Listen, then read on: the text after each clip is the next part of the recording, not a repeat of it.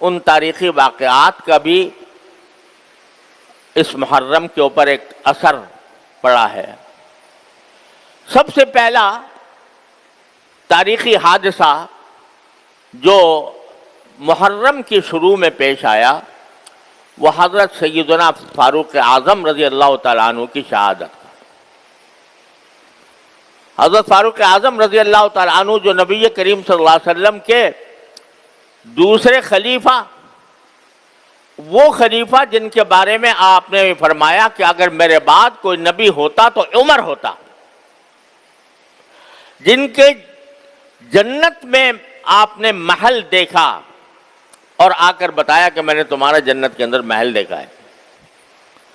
جن کے بارے میں صراحت یہ فرمائی کہ عمر فی الجنہ، حضرت عمر جنت میں ہیں، ان کی شہادت جو ہے وہ محرم ہی میں ہوئی تھی، محرم کی ابتدا میں، یکم محرم کو۔ ایک یہودی یا نصرانی تھا یا بنیاد یہودی تھا، اس نے چھپ کر حضرت فاروق اعظم رضی اللہ تعالیٰ عنہ پر وار کیا تھا جبکہ آپ نماز فجر کے لیے تشریف لائے تھے، اور اسی وار کے نتیجے میں حضرت فاروق اعظم رضی اللہ تعالیٰ عنہ کی پھر وفات ہوئی۔ یہ افسوسناک اور اندوہناک اور ملت کے لیے عظیم سانحہ وہ اسی محرم میں پیش آیا۔ پھر دوسرا عظیم سانحہ جو خاص عاشورہ میں پیش آیا وہ حضرت سیدنا حسین رضی اللہ تعالیٰ عنہ کی شہادت۔ نبی کریم سرور دو عالم صلی اللہ علیہ وسلم کے نواسے، جن کو آپ نے جنت کا ریحان قرار دیا، جنت کا پھول قرار دیا، جن کے بارے میں آپ نے فرمایا کہ اہل جنت کے نوجوانوں کے سردار ہوں گے، اور جن کی ساتھ آپ نے محبت کرتے ہوئے فرمایا کہ اللہ میں ان سے محبت کرتا ہوں، جو ان سے محبت کرے اللہ آپ بھی اس سے محبت کریں، وہ سیدنا حسین رضی اللہ تعالیٰ عنہ، وہ اسی عاشورہ کے دن ظالمانہ طور پر ان کو شہید کیا گیا، وہ شہید مظلوم بنے اسی عاشورہ کے دن، اور اس کی وجہ سے یہ بھی ایک فضیلت ہے حضرت حسین رضی اللہ تعالیٰ عنہ کی کہ اللہ تعالیٰ نے ان کی شہادت کے لیے عاشورہ کا دن منتخب فرمایا، جو ایک مبارک دن تھا۔ بعض لوگ یہ سمجھتے ہیں کہ عاشورہ کی جو فضیلت ہے یا اس کا جو تقدس ہے یا اس کی جو اہمیت ہے وہ حضرت سیدنا حسین رضی اللہ تعالیٰ عنہ کی شہادت کی وجہ سے ہے۔ ایسا نہیں ہے، عاشورہ کا تقدس اور احترام تو پہلے سے چلا آتا تھا، رسول کریم صلی اللہ علیہ وسلم نے اس کو بیان فرمایا تھا، لیکن حضرت حسین سیدنا حسین رضی اللہ تعالیٰ عنہ کی یہ فضیلت ہے، ان کے مناقب میں یہ شمار کرنا چاہیے کہ اللہ تعالیٰ نے ان کی شہادت کے لیے ایک ایسا دن مقرر فرمایا یوم عاشوراء کہ اس میں شہادت ہوئی، اور مظلومانہ دو طریقے سے، ایک اس طرح کہ یہ شہر حرام تھا، وہی ان 4 مہینوں میں داخل تھا جن کے بارے میں نے عرض کیا کہ قرآن کریم نے ان 4 مہینوں کو حرام قرار دیا ہے۔ جاہلیت میں لوگ جنگ کرتے کرتے رک جاتے تھے اگر یہ مہینہ آ جاتا تھا۔ ہیلو موٹو،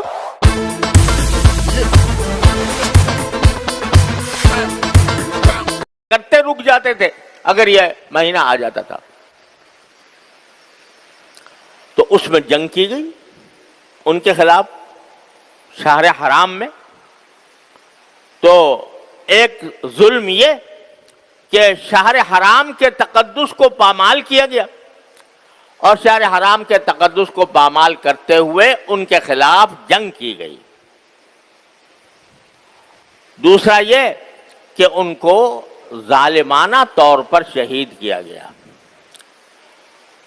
روایات میں یہ بات داخل ہے، تاریخی روایات سے ثابت ہوتی ہے کہ حضرت حسین رضی اللہ تعالیٰ عنہ اگرچہ اس وقت یزید کی خلافت کو تسلیم نہیں کرتے تھے، اور اس لیے نہیں کرتے تھے کہ ان کے خیال میں یزید اس لائق نہیں تھا کہ وہ اسلامی امت کا سربراہ بنے، اور ان کو کچھ منکرات شرعیہ بھی ان پر ظاہر ہوئے تھے کہ یہ منکرات شرعیہ کا ارتکاب ہو رہا ہے، تو اس کے خلاف حضرت سیدنا حسین رضی اللہ تعالیٰ عنہ نے یہ سفر کیا تھا۔ لیکن جب ان کا محاصرہ کر لیا گیا اور ان کو آگے بڑھنے سے روک دیا گیا، تو اس وقت حضرت سیدنا حسین رضی اللہ تعالیٰ عنہ نے فرمایا تھا کہ میں جنگ کرنے کے لیے نہیں آیا، میں ایک اس بات پر احتجاج کرنے کے لیے آیا ہوں کہ ایک ناجائز حکمران کو حکمران بنا لیا گیا۔ لیکن یہ بھی شریعت کا چونکہ حکم ہے کہ اگر کوئی ناجائز طور پر حکمران بن جائے، اس کا اقتدار قائم ہو جائے، تو پھر اس کو مجبوری کے طور پر قبول کیا جاتا ہے جب تک کہ اس کو ہٹانے کا کوئی طریقہ ممکن نہ ہو۔ تو اس لیے بعض روایات میں یہ آتا ہے کہ انہوں نے یہ پیشکش بھی کی تھی کہ میں خود یزید سے گفتگو کرنے کے لیے تیار ہوں، لیکن اس سب کے باوجود یزید نے جس کو گورنر بنایا ہوا تھا عبید اللہ بن زیاد، وہ حضرت حسین رضی اللہ تعالیٰ عنہ سے بات چیت پر آمادہ نہیں تھا، اور اس نے جنگ ٹھان لی اور ان اہل بیت کے اس قافلے پر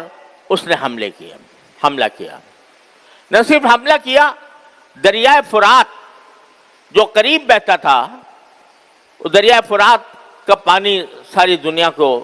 سیراب کرتا تھا، اس کا راستہ بند کر دیا تاکہ ان کو پانی نہ ملے۔ تو یہ ساری ظالمانہ حرکتیں عبید اللہ بن زیاد نے کی، اور پھر یزید نے اس کے اوپر اس کے خلاف کوئی کارروائی بھی نہیں کی۔ اس لیے حضرت حسین رضی اللہ تعالیٰ عنہ کی شہادت مظلومانہ شہادت تھی، ان کے خلاف جو کارروائی تھی وہ ظالمانہ کارروائی تھی، اور اس ظالمانہ کارروائی کی وجہ سے حضرت حسین رضی اللہ تعالیٰ عنہ کی شہادت کا وہ المناک سانحہ پیش آیا جس پر جتنا غم کا اظہار کیا جائے کم ہے۔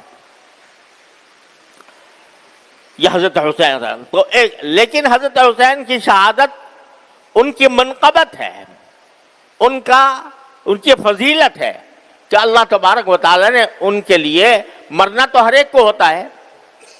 لیکن ایک تو شہادت کی موت عطا فرمائی، اور شہادت کی موت بھی محرم کے عاشورہ میں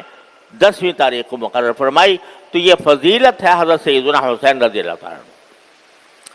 لیکن ایک بات اور عرض کر دوں، تاریخ میں یہ مذکور ہے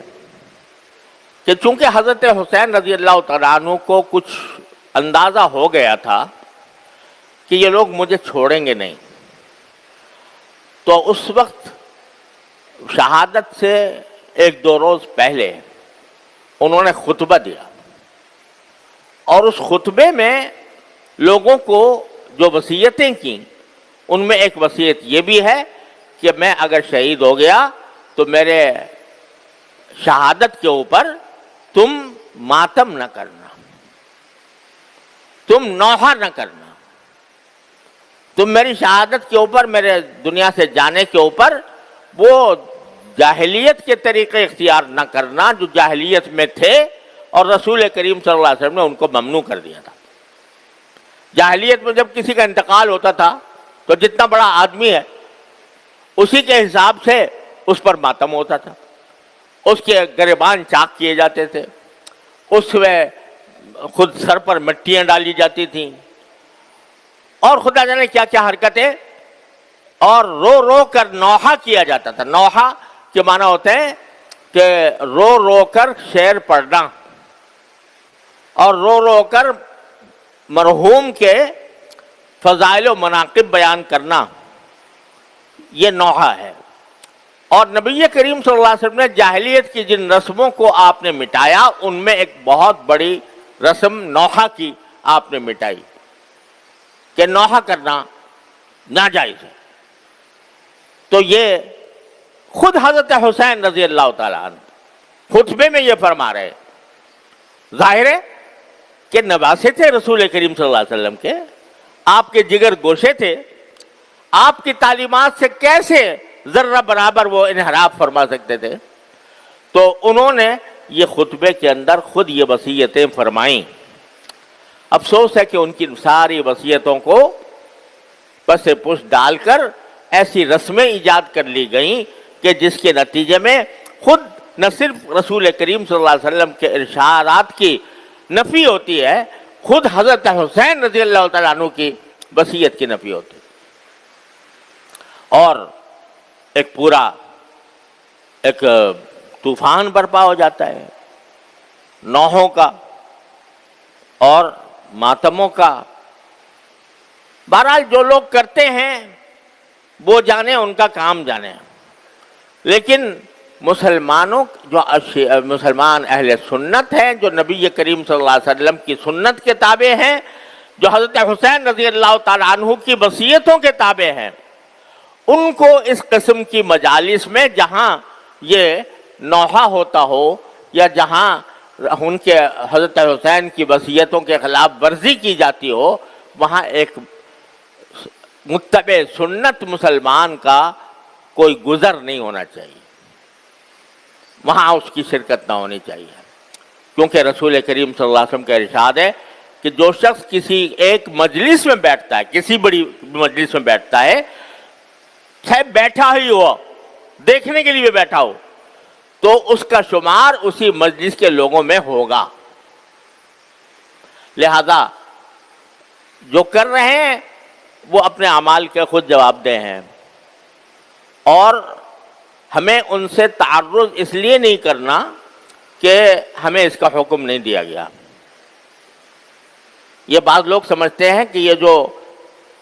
رسول کریم صلی اللہ علیہ وسلم نے فرمایا کہ اگر کوئی منکر دیکھو تو پہلے اس کو اپنے ہاتھ سے روکنے کی کوشش کرو, اگر ہاتھ سے روکنے کی استطاعت نہ ہو تو زبان سے روکو, زبان سے استطاعت نہ ہو تو دل سے اس کو برا سمجھو. تو اس کی تفسیر اصل میں یہ ہے کہ جو صاحب اقتدار ہے, جس کو اقتدار حاصل ہے کسی حصے پر, اس کا یہ فرض ہے کہ اگر وہ اپنے زیر اقتدار علاقے میں کوئی منکر دیکھتا ہے تو اس کو ہاتھ سے روکے, قوت سے روکے. مثلا ہمارا تھوڑا بہت اقتدار اس مسجد پر ہے, اس مدرسے پر ہے, یہاں اگر ہم کوئی منکر ہوتا ہوا دیکھیں تو ہمارا فرض ہے کہ اس کو قوت سے روکیں, ہاتھ سے روکیں. لیکن جو صاحب اقتدار نہیں, وہ اس کے لیے حکم کیا ہے کہ زبان سے اگر ضرورت ہو زبان سے روکو, اگر زبان کی بھی قدرت نہیں ہے تو پھر دل سے اس کو برا سمجھو. لہذا جو لوگ یہ رسمیں بجا لا رہے ہیں, نوحے کی, ماتم کی, جلوسوں کی, تعزیوں کی, جو کر رہے ہیں اس کے وہ اعمال کے خود ذمہ دار ہیں. ہم اس بات کے مکلف نہیں ہیں کہ ہاتھ سے جا کر ان کو روکیں یا ان سے لڑیں یا ان سے کوئی جنگ مول لیں یا ان کے اوپر حملے کریں یا ان کے ساتھ کوئی اشتعال انگیز کارروائی کریں. ہمارا کام یہ ہے کہ اس کو برا سمجھیں, غلط سمجھیں, لیکن پرامن رہیں. تو اس طرح یہ ایک اعتدال کا راستہ ہے جو شریعت نے ہمیں بتایا ہے, اسی اعتدال کے راستے پر قائم رہنے کی ضرورت ہے. اللہ تبارک و تعالیٰ اپنے فضل و کرم سے, اپنی رحمت سے ہمیں عاشورہ کی فضیلت کا حقدار بھی بنائے اور اس کے تقدس اور اس کی برکات سے ہماری زندگیوں کو روشن فرمائے. وآخر دعوانا الحمدللہ.